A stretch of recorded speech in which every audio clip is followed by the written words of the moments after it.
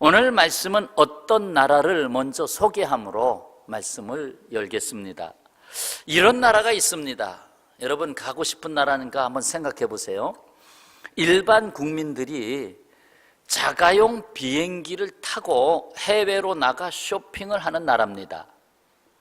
쇼핑하기 위해서 자가용 비행기를 타고 나가요. 도로 위에 람보르기니와 포르쉐 승용차가 즐비한 나라로, 그것도 한 사람이 2대 정도 갖고 있는 것은 예사로운 일이었습니다. 그런데 그 자동차가 달릴 수 있는 길이 어느 정도 길이냐? 총 길이가 18km입니다. 한 5분이면 갈 거리입니다. 그런데도 최고급 승용차를 굴립니다. 전 국민에게 매년 1억 원 정도의 생활비를 지급하는 나라입니다. 연봉 1억 원이란 말이죠. 1억 원 정도씩을 각 개인에게 다 나누어 줍니다. 주거비, 교육비, 의료비가 모두 공짜인 나라입니다. 세금을 내지 않는 나라입니다. 아니, 세상에 그런 나라가 있을까? 그럼 천국을 지금 비유로 하는 것인가? 이런 나라가 있어요. 지금 이게 무슨 나라입니까? 오세아니아 미크로네시아에 위치한 작은 섬나라 나우루 공화국입니다. 나우루 공화국. 저 빨간 화살표로 표시된 저 오스트레일리아 호주에서 북동쪽으로 한참 올라가서 태평양 거반 중심까지는 못 가도 상당히 올라가서 거기에 미크로네시아라고 하는 작은 섬들이 이루어진 그런 지역입니다. 인구가 1만 2천 명 정도 되고요. 울릉도의 3분의 1 정도 크기의 섬나라입니다. 이 섬나라에 왜 부자가 됐느냐 하면 바로 인광석 때문입니다. 그 계기는 이 섬에 새들이 중간 기착지로 주로 사용했습니다. 멀리 이동하면서 이 섬에 와서 앉았다 가고 여기서 얼마 동안 쉬었다 가고, 그러면서 거기에 새가 많은 배설물을 쏟아놨습니다. 그 배설물이 산호층과 배합되면서 자연적인 특수 물질이 만들어졌는데 그게 인광석입니다. 인이 많이 들어가 있는 인광석인데, 이 인광석은 주로 비료 원료와 의약품, 반도체, 세라믹, 실크, 섬유, 방충제, 설탕 정련, 폭약 뭐 이런 것에 필요한 아주 소중한 물질입니다. 나우루 공화국은 이 인광석으로 돈을 벌어들였는데 얼마나 막대한 돈을 벌어들였는지, 그래서 정부에서는 모든 국민에게 똑같이 분배해야 되겠다 해서 약 1억 원씩 1년에 1억 원씩 분배를 해줬습니다. 덕분에 이 국민들은 아무 일도 하지 않고 그저 소비하는 생활만 했습니다. 무엇을 쓸까? 비행기를 살까? 보트를 살까? 그냥 소비하는 생활만 했어요. 여러분 이런 나라 가서 사실래요? 어디 이민 신청하실래요? 인광석을 채굴하는 일도 일이라 해서 그것도 뭐 굳이 하겠느냐? 그 외국인 근로자 불러들여서 하자. 그래서 광산에서 일하는 사람들은 다 외국인들. 그 다음에 집안일도 우리가 못하라 하느냐?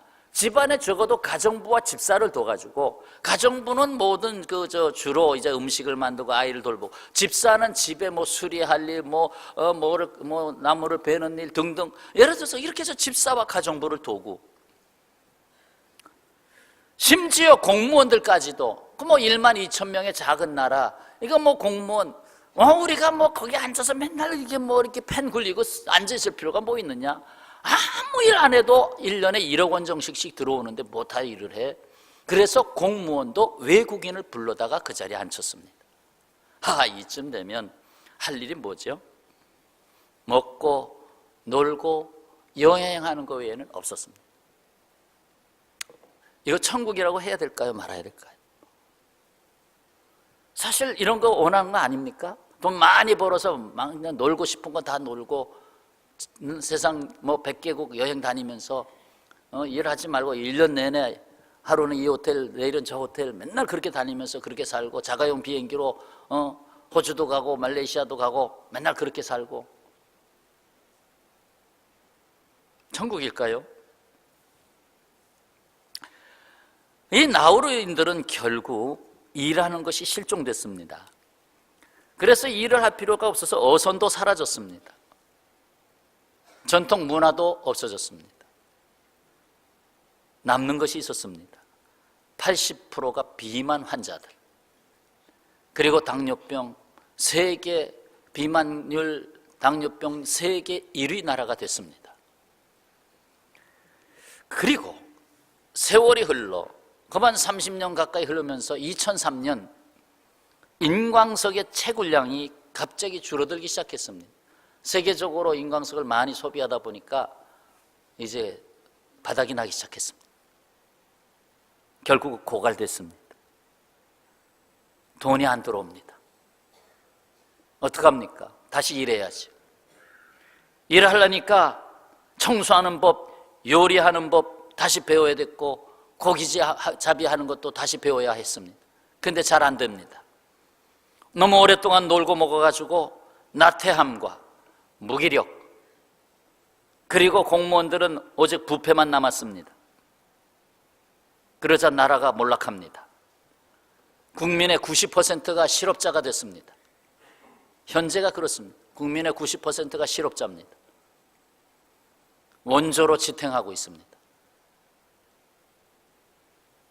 이뿐 아니라 소망이 없습니다. 나우루 공화국은 그 인광석을 너무 파내다 보니까 지반이 낮아졌습니다. 그래서 지금 무슨 문제가 있습니까? 온난화 문제. 온난화로 인해 해수면이 올라가고 있습니다. 그래서 나우루 공화국은 머지않아서 해저로 잠기게 됩니다. 나라도 있습니다. 이제 다른 호주나 파푸아 뉴기니아나 이런 데로 가서 피난살이 해야 됩니다. 보트 빗불이 벌써 생겨나고 시작합니다.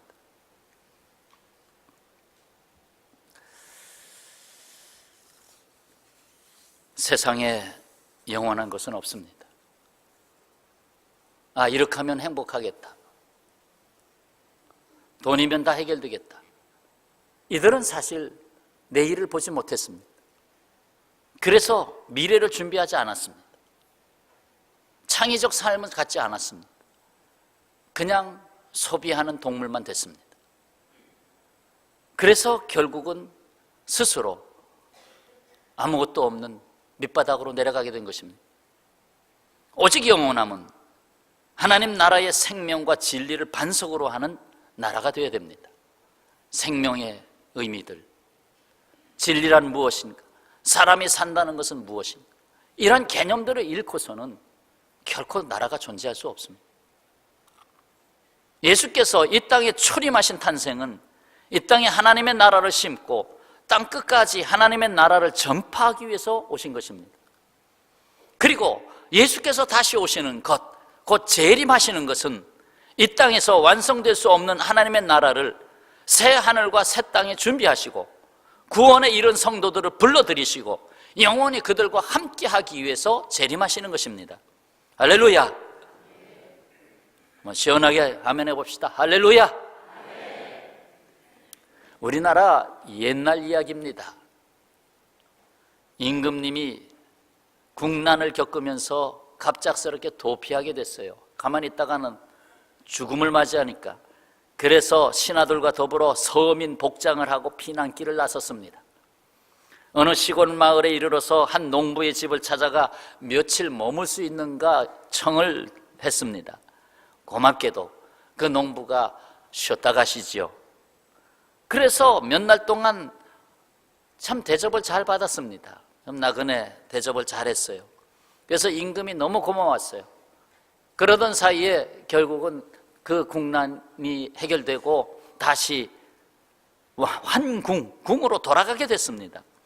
임금은 내가 임금이라고 하는 신분을 숨긴 채 그동안 농부의 집에서 신세를 졌습니다.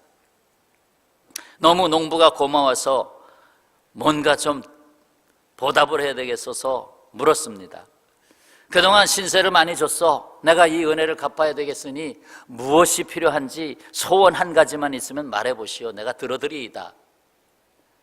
농부는 아니 제가 무슨 별다른 소원이 있겠어요? 보시다시피 먹을 것도 있고 건강도 하고 이렇게 지금까지 살아온 것도 감사한데 뭘 더 바라겠습니까? 그래도 임금은 그래도 한번 소원 말해보시오.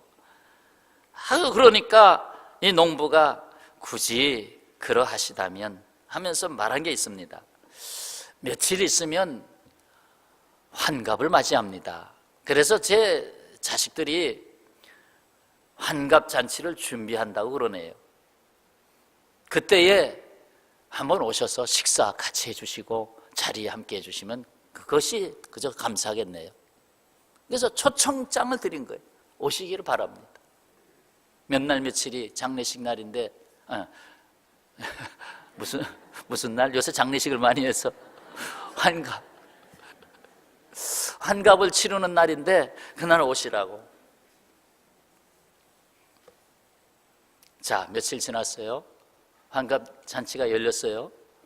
이제 임금이 어떻게 서민 복장을 하고 오셨나요? 왕복을 입고 수많은 행렬이 뒤따르면서 임금 납시오 하면서 막 난리 났죠. 그 동네가, 그 시골 동네가 난리가 났죠. 근데 어디로 갔어요? 그 농부집으로 갔잖아요. 우리나라 옛날 얘기입니다 지금. 그래가지고 그 농부가 유명 인사가 됐어요. 아니 저분이 누군데 임금이 친히 저 집에 와서 환갑잔치에 참여를 하느냐, 저게 무슨 관계가 있느냐. 그래서 사람들이 그 농부에 관심을 갖고 틀림없이 뭐가 있다, 그래서 와서 절을 하고 예물을 드리고, 그래서 명예가 높아지고 이것저것 생기는 게 많아가지고 부자가 돼버렸어요. 그리고 마을에서는 임금님이 다녀가셨다고 그 집 앞에 기념비까지 세워줬어요. 이 임금은 다시 와서 그에게 영광을 베풀었던 것입니다. 다시 와서. 그 영광은 임금이 그와 함께 하는 것이 영광이었습니다. 저는 이 옛날 얘기가 어쩌면 그렇게 재림하실 예수님의 이야기하고 똑같은지, 완전히 똑같아요. 이 땅에 오신 예수님은 처음에 초라하게 마국간에 나시고 아무도 알아주지도 않고 어이구 저 나사렛 사람 그랬잖아요. 그러나 그 예수님을 나의 구주로 잘 섬기고 주님의 말씀을 따랐던 사람, 다시 올 때는 예수님이 임금 왕의 모습으로 오시잖아요. 백마 타고 왕의 모습으로 오시잖아요. 전군 천사의 나팔 소리와 찬양의 소리 가운데 오시잖아요. 어쩌면 우리가 똑같은지. 오늘 말씀 3절을 함께 봉독하겠습니다. 3절 말씀, 자, 다 같이요. 가서 너희를 위하여 거처를 예비하면 내가 다시 와서 너희를 내게로 영접하여 나 있는 곳에 너희도 있게 하리라. 아멘. 다시 와서 나 있는 곳에 너희도, 결국 너와 내가 함께 하겠다. 너무 귀한 말씀이라서 요한복음 14장 3절 다시 한번 봉독합니다. 가서 너희를 위하여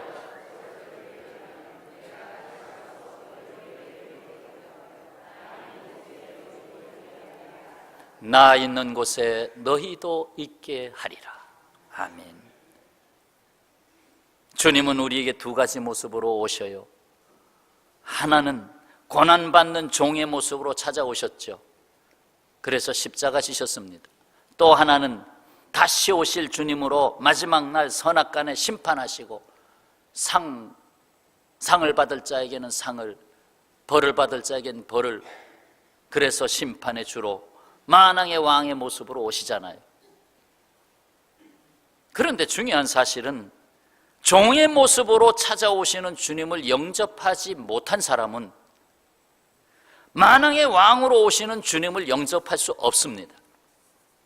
첫 번째 모습으로 오시는 주님 앞에서 내 생각을 내려놓고 자기 십자가를 지지 않는 삶을 살았던 자는 두 번째 모습으로 오시는 주님 앞에서 떳떳하게 왕을 맞이할 수 없습니다.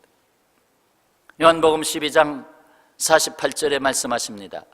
나를 저버리고 내 말을 받지 아니하는 자를 심판할 이가 있으니 곧 내가 한 그 말이 마지막 날에 그를 심판하리라. 내가 한 그 말이 마지막 날에 그를 심판하리라. 이거 분명히 말씀하셨어요. 2절에서 주님 뭐라고 말씀하십니까? 오늘 본문 2절에 내가 너희를 위하여 거처를 예비하러 가노니. 너희를 위하여, 우리를 생각하고 계시고 언제나 우리의 삶을 지켜보고 계시고 너희가 이 땅에서 어떻게 내 이름을 갖고 살고 있는지를 다 보고 계시고, 그래서 내가 너희를 위하여 거처를 예비한다, 준비하고 있다. 너희가 이 땅에서 살아가는 삶이 곧 천국을 준비하는 삶이다. 이걸 아셔야 됩니다. 내가 이 세상에서 주님의 교회와 하나님의 나라 그 진리를 위하여 눈물 뿌려 기도하며 살아갔던 모든 삶의 그 흔적들이 천국에서 보석같이 빛난다는 거예요. 내가 이 세상에서 자기 십자가를 바로 지고 나아간 그 걸음걸음이 천국에서 황금길이 된다는 거예요. 물론 비유의 말씀입니다. 그보다 더 좋은 단어를 쓸 수 없어서 황금길보다 더 비싼 길이 없잖아요, 이 세상에. 그러니 황금길로 쓰신 거죠. 가봐야 알겠어요. 황금길보다 더 좋은 길이 있을 거예요. 요한계시록 21장에서 사도 요한은 이렇게 증언합니다. 몇몇 절만 한번 인용해 보겠습니다. 내가 보매 거룩한 성새 예루살렘이 하나님께로부터 하늘에서 내려오니 그 준비한 것이, 그 예비한 것이 신부가 남편을 위하여 단장한 것 같더라. 얼마나 천국을 아름답게 준비해 주셨으면 신부가 남편, 신랑을 위해서 준비한 모습과 같다. 이 세상 평생에 가장 아름답고 가장 사랑스럽게 보이는 그 신부의 모습 아닙니까?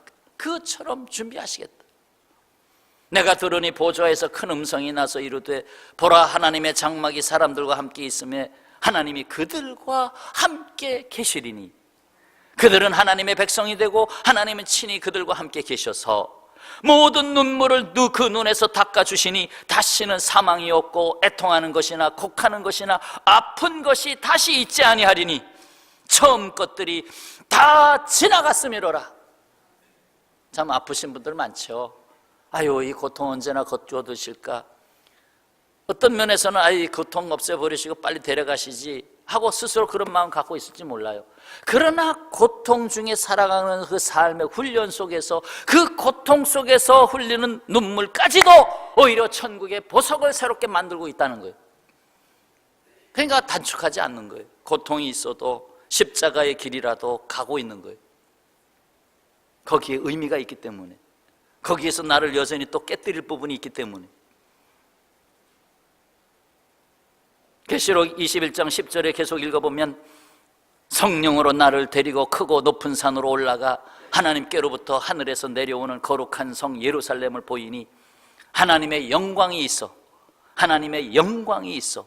그 성의 빛이 지극히 귀한 보석 같고, 빛이 보석 같고, 보석이란 말이 아니에요. 보석 같고 벽옥과 수정 같이 맑더라. 21절에 그 12문은 12진주니 각 문마다 한 개의 진주로 되어 있고 성의 길은 맑은 유리 같은 정금이더라. 성의 모든 길이 금으로 만들어져 있더라. 물론 상징 표현일 수도 있어요. 가봐야 알겠어요. 정금보다 더 좋으리라고 생각해요. 이 세상에 보던 금보다 더 좋으리라고 생각해요. 그렇습니다. 이 보석들은 성도 여러분의 사랑의 결정체요, 희생과 섬김의 결정체요, 진실의 결정체요, 눈물의 결정체요, 순교의 피의 결정체들이 아닐 수가 없습니다. 로마서 8장 18절 말씀과 같이 현재의 고난은 장차 우리에게 나타날 영광과 비교할 수 없다고 했습니다. 비교할 수 없대요. 비교할 수 없으니까 표현이 안 되는 거예요. 찬송가 240장 4절의 가사를 음미합니다. 영화롭게 시온성에 들어가서 다닐 때 흰옷 입고 황금길을 다니며 금고문고 맞추어서 새 노래를 부를 때 세상 고생 모두 잊어버리리. 나의 주를 내가 그의 곁에 서서 배우며 나의 주를 손에 못자국을 보아 알겠네. 이 찬송시는 난지 6주 만에 실명하게 된 불쌍한 사람이죠. 그러나 하나님은 그에게 영적인 눈을 열어주시고, 그래서 도리어 은혜 생활하고 많은 사람에게 찬송시를 남기고 은혜를 끼친 사람, 파니 크로스비의 찬송시입니다. 그렇습니다. 우리는 이 세상이 전부가 아니고 이 세상의 아픔과 고난 속에서도 주님을 사랑하고 진리를 떠나지 아니하고, 비록 하나님 내게 남이 갖지 못한, 남에게 있는 것이 내게 없다 할지라도 오직 주님을 내가 가질 수 있다면 비교할 수 없겠지. 독일의 수용소에서 나치에게 항거하다가 39살의 젊은 나이로 교수형을 당한 목사가 있습니다. 누구죠? 독일 루터교회 목사 본 회퍼입니다. 본 회퍼. 어느 날 갑자기 간수가 문을 두드립니다. 직감적으로 본 회퍼는 오늘이 마지막 날이구나. 그는 벌떡 일어나서 감방에 있는 자기의 동지들에게 인사를 합니다. 동지 여러분, 이제 나에게는 죽음이 왔소. 그러나 기억하시오. 이것은 마지막이 아니고 시작이요. 주께서 나를 위해서 예비하신 아버지의 집에서 만날 때까지 여러분 안녕히 계십시오. 그냥 집을 잠깐 나가는 사람처럼 여러분 안녕히 계십시오. 또 만나요. 감옥에 있는 모든 사람들에게 감동을 끼쳤어요. 그 나가는 모습이 얼마나 평온하고 얼마나 밝은 빛이 그에게 있는지 오히려 충격을 준 거예요. 죽음을 두려워하는 것이 아니라 오히려 더 거기서 삶의 시작을 고백했어요. 이게 끝이 아니고 시작이요. 여러분, 주님이 오늘 오신다면 주님은 여러분을 어떤 집으로 인도하시겠습니까? 지금 여러분의 십자가 길은 그 천국의 황금길을 만들고 있어요. 제 십자가 잘 지고 귀찮아. 나에게 1억 연봉만 주면 난 먹고 마시고 여행하는 걸 평생 살 거야. 그렇게 하시다가 30년만 지나면 무엇이 오는가 말씀드렸어요. 지금 여러분의 땀과 눈물과 피는 보석과 같이 빛나는 천국집을 만들고 있습니다. 여러분, 이 세상 살면서 크게 비용이 들어가는 3개의 블랙홀이 있어요. 하나는 자녀 교육비, 또 하나는 그래도 내가 죽기 전까지 집장만 하나는 해야 되지 않느냐, 집장만에 들어가는 비용. 그리고 또 하나는 이 세상에서 은퇴하고 나니까 몸이 자꾸 아파지는 거예요. 그러면서 큰 수술들을 하게 되고, 그래서 평생 병원비의 70% 가까이를 은퇴한 다음에 쓰잖아요. 병원비. 이 3가지가 우리가 인생을 살아가는 데 있어서 블랙홀이에요. 어쩌면 그것 때문에 우리가 모든 땀과 피를 다 흘리고 있어요. 여유로운 삶도 못 살고 남이 어떻게 사는가 좀 섬길 수 있는 여유도 찾지 못하고 늘 아껴 하면서 살아가고 있는 거 아닙니까? 호주머니에서 뭐 음식값 하나 내놓는 게 겁이 나서 내놓지 못하는 일이 얼마나 많습니까? 과연 이 세상에서의 삶을 여러분 어떻게 생각하십니까? 하나님의 나라 진리를 이미 알고 있습니다. 예수님이 우리에게 무엇을 가르쳐 주셨는지를 알고 계십니다. 그러면 주님 언제 다시 오시더라도 주님, 내가 갈 준비가 됐습니다, 대답할 수 있겠습니까? 예수께서 말씀하십니다.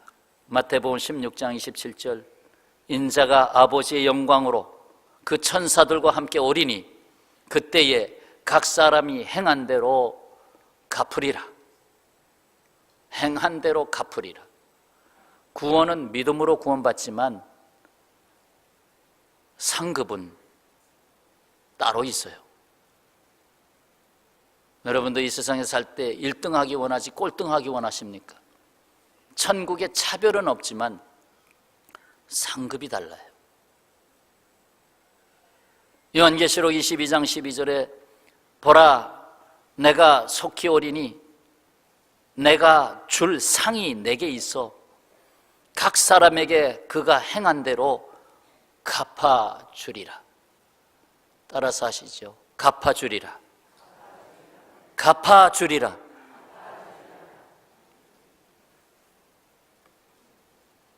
주님은 약속대로 다시 오십니다. 성도들 때문에라도 다시 오십니다. 성도들을 온전히 치유하시고 주실 상이 있어 반드시 다시 오십니다. 더욱이 영원한 집에서 우리와 함께 하시는 아버지 하나님의 영원한 즐거움을 위해서라도 속히 오십니다. 평화의 가족 여러분, 항상 오늘 다시 오신다는 믿음으로 사시기를 축원합니다. 기도하겠습니다.